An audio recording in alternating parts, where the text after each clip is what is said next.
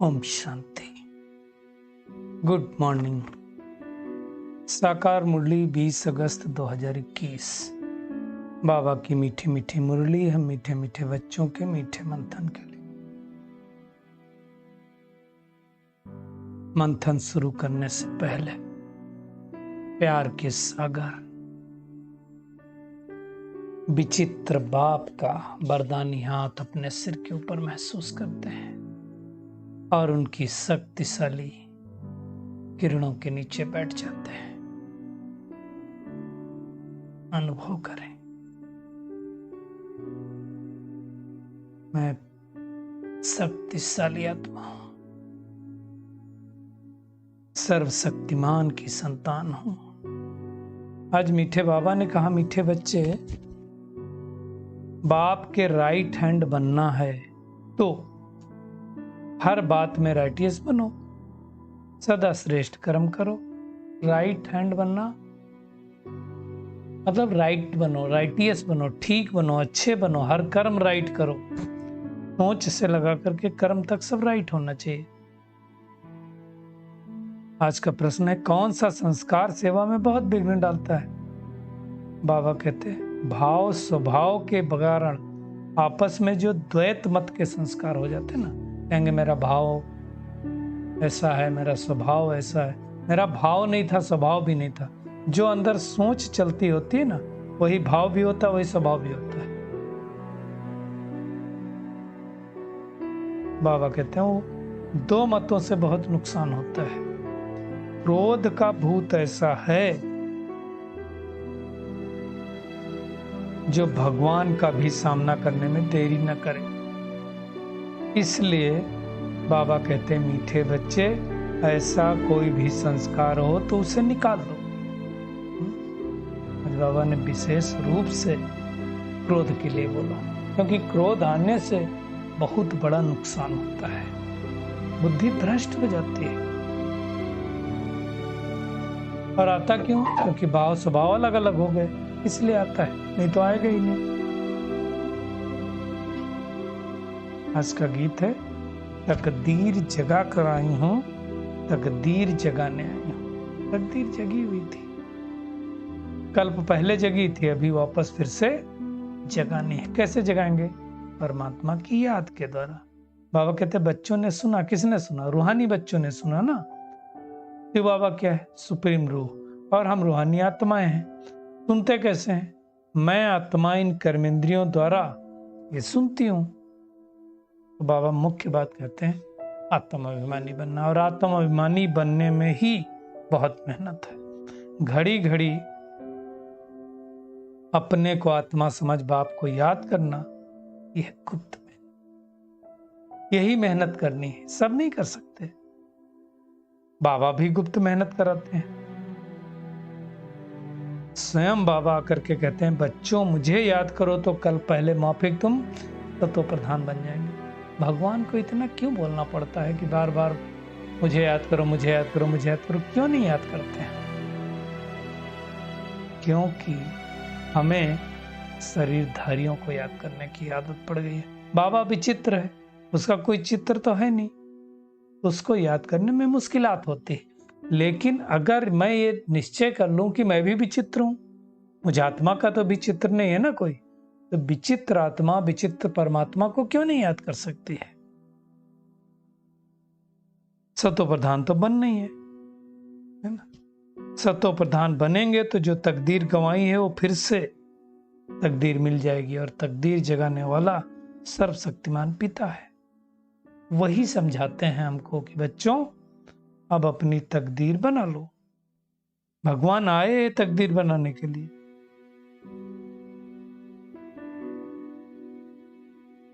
बाबा कहते हैं कि तुमको ये सौगात बाप ला करके देते हैं। किसके लिए सौगात है? आत्मा की बुद्धि के लिए सौगात है। जैसे कस्तूरी हो गई, क्या करो? मन ही मन याद करो। बाबा कहते हैं, पहले तुम शिव के मंदिर में जाते थे तो क्या करते थे? अंधश्रद्धा से जाते थे ना। या कुछ समझते थे कि वही परमात्मा है जिन्होंने हमको 21 जन्मों के लिए ज्ञान दिया, ये तो नहीं जानते थे ना। बाबा कहते हैं जिसकी महिमा गाई जाती है उनकी स्टैंप बननी चाहिए। स्टैंप किसकी बननी चाहिए? शिव बाबा की। गीता का सर्वनाइजर। गीता किसने ज्ञान सुनाया? शिव बाबा ने सुनाया ना, लेकिन दुनिया में नाम तो फिर श्री कृष्ण का डाल दिया, इसलिए गड़बड़ हो गया। बाबा कहते हैं अब तुम्हारी बुद्धि में है कि हम शिव बाबा के पास जाते हैं, उनसे मिलन मनाते हैं, वही पतितों को पावन बना करके मुक्ति, जीवन मुक्ति का वर्षा देते हैं। दुनिया में और कोई ये वर्षा दे नहीं सकता है। दुनिया में कितने लोग शांति के लिए कोशिश करते हैं और सोचते में कि भगवान मिले तो शांति मिले, सुख के लिए पुरुषार्थ ज्यादा नहीं करते हैं। बस शांति मिल जाए, मतलब मोक्ष में चले जाएं। सब तो जीवन मुक्ति नहीं लेंगे ना।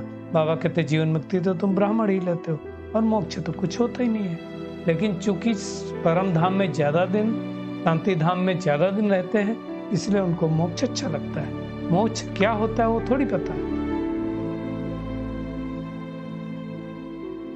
जब तंग हो जाते हैं पाठ बजाते बजाते, तो यही कहते हैं इससे अच्छा तो मुक्ति धाम में चले जाएं।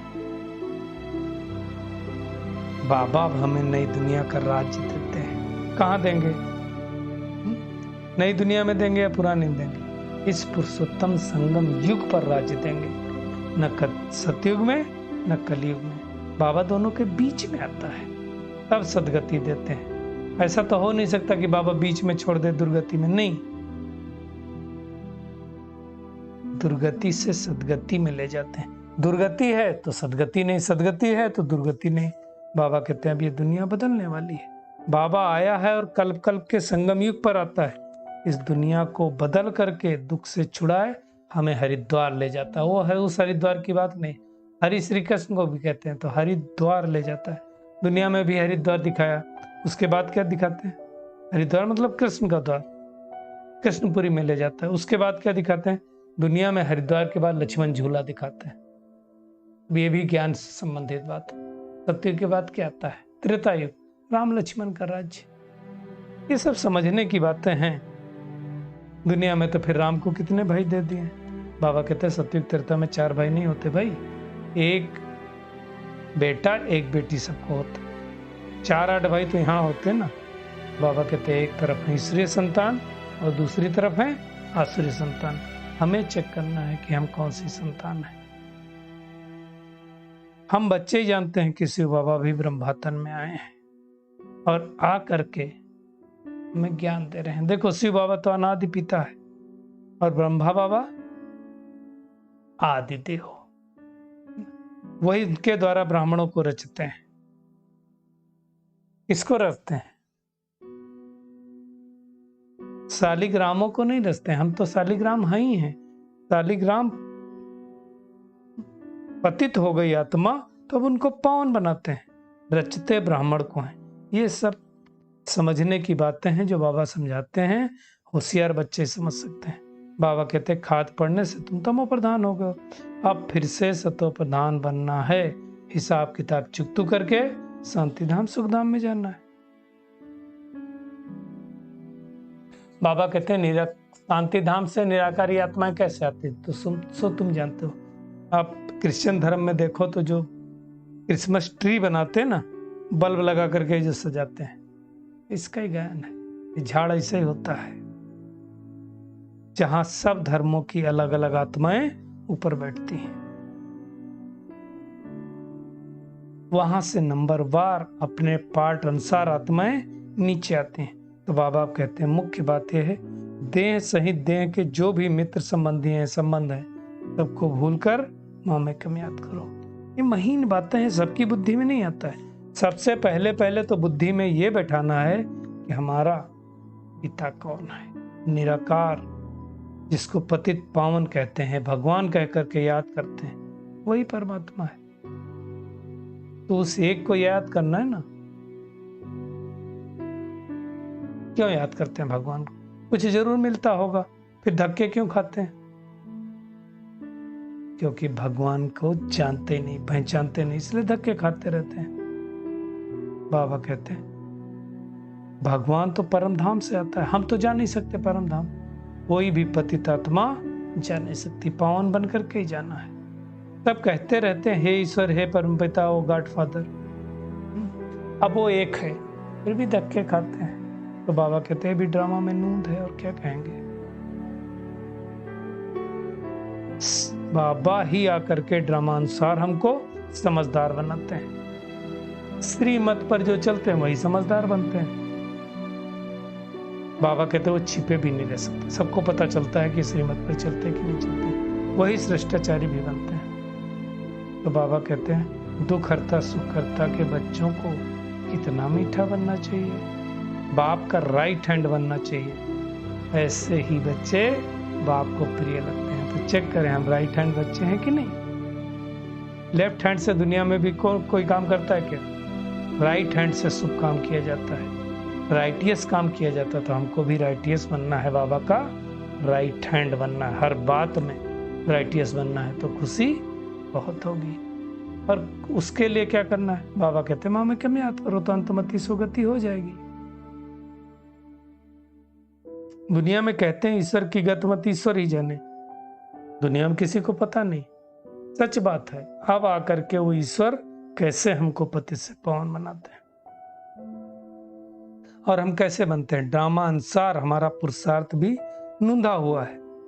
तो मुख्य बात है, बाबा कहते हैं मीठे मीठे बाप को याद करो, वही सर्वशक्तिमान अलमाइटी अथॉरिटी हमें कितना सच्चा बनाते हैं, पतित से पावन बनाते हैं, सृष्टि के आदि मध्य अंत की नॉलेज देते हैं।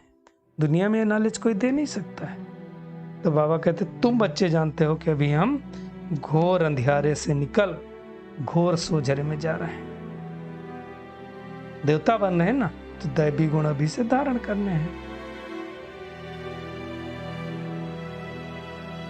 बाबा कहते हैं तुम्हारा राजधानी दिल्ली की में ही आने वाली, दिल्ली को परिस्थान भी कहते हैं ना, यमुना के किनारे वहीं हमारी कैपिटल होने वाली है। तो बाबा कहते हैं वहां बड़ी बड़ी कॉन्फ्रेंस भी तुमको करनी चाहिए। तो आज बाबा बार बार याद दिलाएं क्रोध का भूत भी कम नहीं है।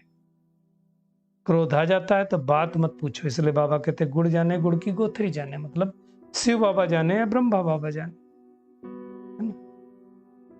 अब बाबा ने तो सृष्टि के आदि मध्य अंत का ज्ञान दे दिया, विकार को छोड़ेंगे तभी हम सतयुग जाएंगे, सब बता दिया।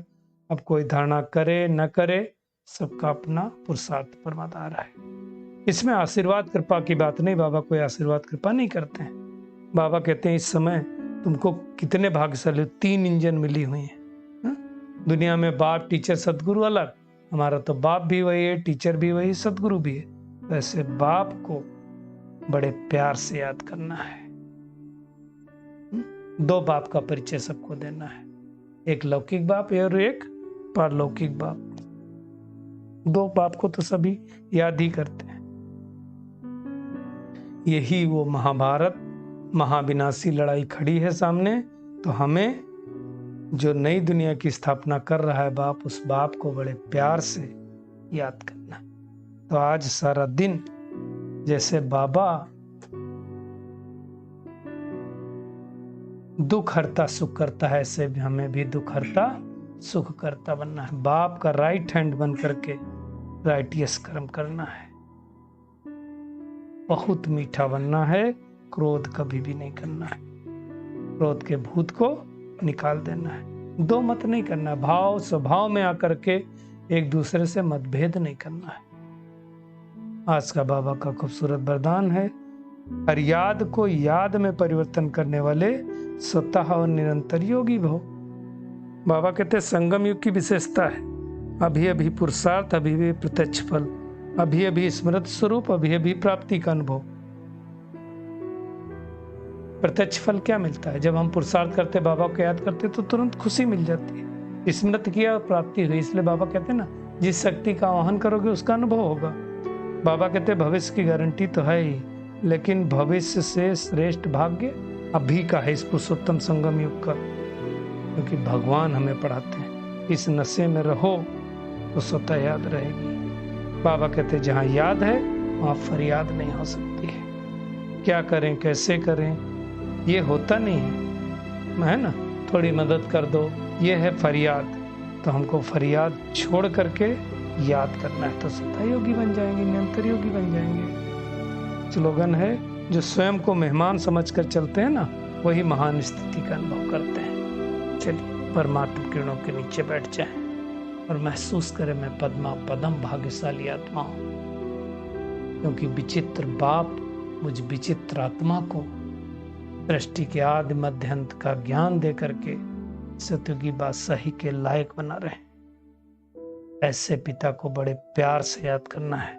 बाप समान बहुत मीठा बनना है, क्रोध कभी भी नहीं करना है। बाप का राइट हैंड बन करके अब राइटियस कर्म ही करना है।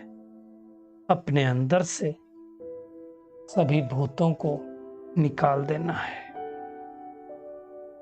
अब फरियाद नहीं करनी है, फरियाद को याद में बदल देना है, तो स्वतः और निरंतर योगी बन जाएंगे। शुक्रिया मीठे प्यारे बाप दादा, शुक्रिया आप सभी का इस मीठे मंथन के लिए। ओम शांति।